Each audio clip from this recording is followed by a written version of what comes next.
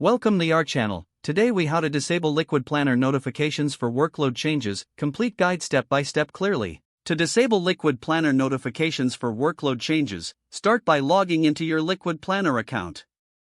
Once logged in, navigate to the dashboard where you will find your projects listed.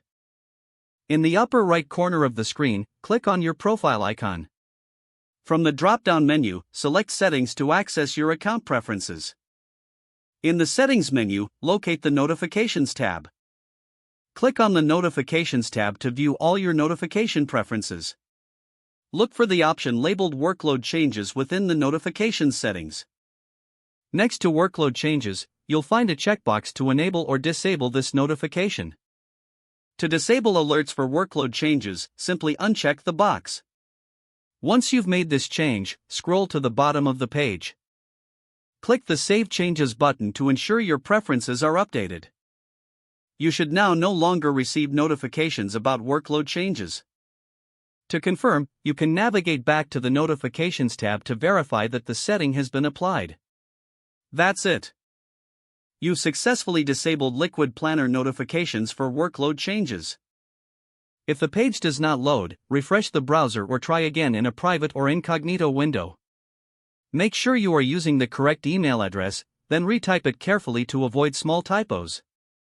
If your password is not accepted, use the reset option and create a new strong password you can remember. Check your spam folder for verification or security emails, then complete any requested confirmation steps. Enable two-factor authentication if available to improve account security and reduce unauthorized access risk.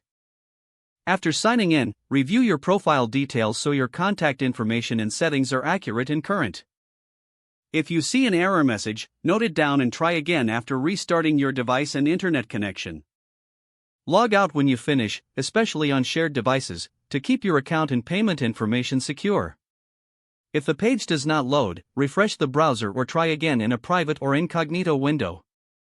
Make sure you are using the correct email address, then retype it carefully to avoid small typos. If your password is not accepted, use the reset option and create a new strong password you can remember. Check your spam folder for verification or security emails, then complete any requested confirmation steps. Enable two-factor authentication if available to improve account security and reduce unauthorized access risk. Don't forget to like this video and subscribe to our channel for more step-by-step tech guides.